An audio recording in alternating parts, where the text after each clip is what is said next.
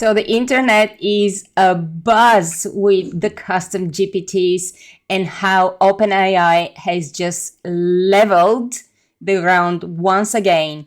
And the little person, the solopreneur, the small business with no tech knowledge, no coding knowledge, or no funds can create their own bots using conversational language. This is incredible, and I'm so excited for the future. But let me show you how to create your own little custom GPT in 5 minutes. Okay, so when you get the update, you will see that your screen looks different. The first thing you're going to see up the top here is the chat GPT, which is the normal chat GPT. However, you will see that now everything is consolidated. So in the GPT-4, you've got DALL-E, the browsing and the analysis functions, all consolidated in one. You've got the chat GPT, the GPT 3.5, and then you've got the plugins. So in here, you can actually go into the plugin store and select your plugins. The other thing you're going to see is the Explore tab. And in between the two, you will see all the GPTs that you have personally created. So when you click the Explore tab, as you can see on the top, I've got my personal GPTs, the ones that I can see on the side here.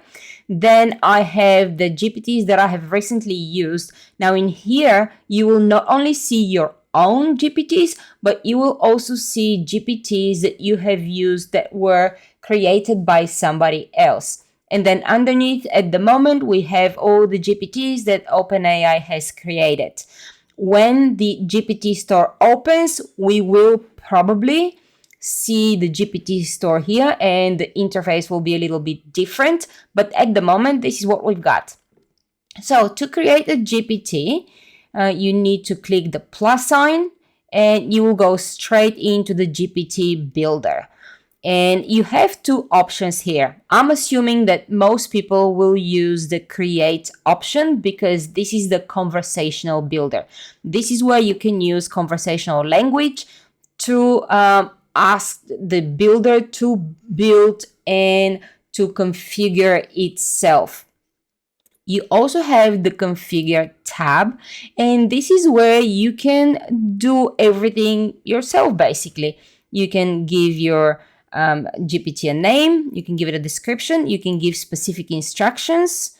The conversation starters are the questions that will come up here. You can have as many conversation starters as you want in here, but you can only see 4. And I haven't tried it with more than 4, but I'm assuming if you have more than 4, it will probably rotate them. I don't know. Then you can upload your own knowledge base. So if you have things that are specific to your business, to your product or service, or anything that is not available somewhere else, you will be uploading it here. And then you have the 3 capabilities, and one is web browsing, which means that you will allow the GPT to browse the internet. DALL-E, the image creation, you allow it to generate images, and the code interpreter. If you don't know what code interpreter is, it lets your ChatGPT run a code. Again, I don't think that most of you will be using that, but you can, if you want to, you can leave all of them checked. Now, the last thing I want to show you, and again, I don't think that a lot of people will be using it because you do need to know a little bit of code, is the Actions tab. And that allows the GPT to retrieve information and take actions from outside from outside ChatGPT. So you can call APIs like the Zapier API, or you can run calculators that are stored somewhere else, all kinds of things. But if you really need something like this, you can just pay somebody $50 on Fiverr and they'll do it for you. Back to the Windows. We are going to create a GPT that is very simple, and we're going to use the conversational language. So I want to create a GPT that will kind of help with onboarding for my AI School of Business members. And that's exactly what I'm going to say. I want to create a GPT that will onboard my members. And that's all I'm going to say for now. Now, the first thing that the GPT will do is it will start configuring itself and giving instructions to itself, which is great because if you're not very good at creating instructions, this is a really, really easy way to do it. And it does take a couple of minutes, depending on what your speed is and how many people are on ChatGPT. It does take a little while, and it's almost done. Here we go. One more little bit here. Here we go. And it tells you that the behavior has been updated. Now it says, great, the ChatGPT is set to be an onboarding assistant for your members. It's designed to provide clear and detailed explanations about your community's values, roles, and structures, ensuring newcomers feel welcomed and informed. Now let's decide on a name for the GPT. How about Welcome Guide? Okay. Okay. I like it. Now, if you don't like it, you can ask for more options. And I usually do this with the profile images because rarely I like the first image, but we're only going to try once or twice here, so I'm not wasting your time. And as you can see, it's generating a profile picture at the moment. It straight away generates a profile picture. And here you go. Can I have a different image? Maybe something futuristic. Let's try this. Sometimes it comes up with really cool ones, like for I was building a little public GPT for people to select a breed to adopt, and it came up with a really, really cool little logo the very first time.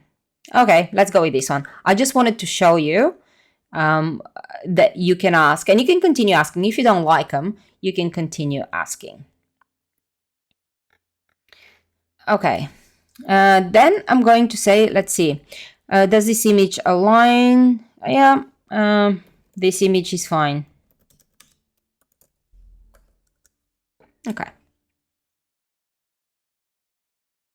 Okay, great. Now that we have the name, welcome guide, and the profile picture set, let's refine the context of this GPT to ensure it perfectly meets your needs. To start, could you tell me more about the type of information and support your members typically need during the onboarding process?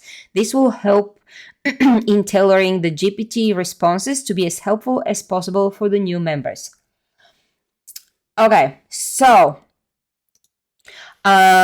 usually, like, I will continue building this after I finish the video, and then I would give as much information as possible. But right now, I have this tiny little one-page document that I created very quickly that answers 4 questions. So I want the onboarding assistant to only ask these 4 questions, and that's exactly what I'm going to say. So if you want something very specific, you have to say exactly what you want. So I'll say, I want the GPT to answer these 4 questions. And I've got them in here, so I'm just going to copy and paste them.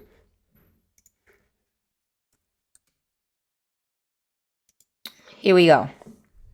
And it will configure itself to answer these questions. All right. Again, it will only take a tiny little bit of time.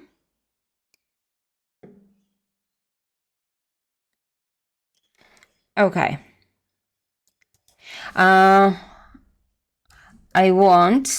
Okay, so it's telling me that it's updated the context with these 4 key questions. And as you can see, they are already in here in the interface. So this is your playground. You can test your GPT here. But I want to answer specifically. So I'll say I want the GPT to use my knowledge base to answer these 4 questions. I will upload a file.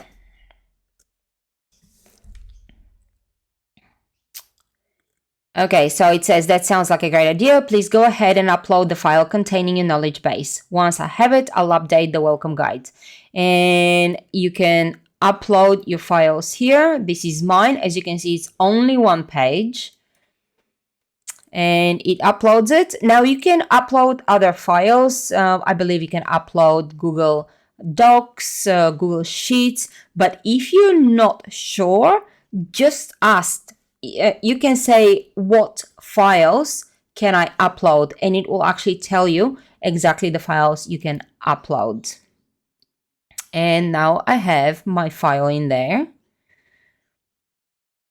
And it will update to answer these questions based on this PDF that I just uploaded. And every time you will see that it's thinking and configuring itself, which is great. As you can see, I'm just having a normal conversation with the GPT, and it's building exactly what I want. And as you can see, so membership details, providing comprehensive information about the membership, its benefits, training videos, regular add-ons, roadmap information, detailing the roadmap, the road to AI mastery roadmap. So as you can see, I just said roadmap here, but it picked up the name of the roadmap, getting help and speeding up the process. Again, it's picked up the next step, so my higher tier membership. And now it's asking me, would you like to try the welcome guide in the playground? Okay, and I can go in the playground here, and I can say, tell me about the roadmap. And now it's going to pull information about the roadmap. As you can see, the roadmap to AI Master Roadmap is an integral part of the membership designed for coaches and course creators who aim to integrate AI into their business. Now, one thing to be aware of, it's not going to spit the information word for word. It actually makes it more conversational. And there you go. I've got it in here. And all I need to do now, let me show you before we finish. I can go to configure. It actually didn't give me a precise name. So if that happens to you, you can say, you can go in here and actually update the name yourself. And I'm going to be AISB onboarding assistant. That's what I'm going to call it. And for description, I'm going to say welcome to AISB. That's all I'm going to do. And again, if I don't like my conversation starters, the questions, I can delete them.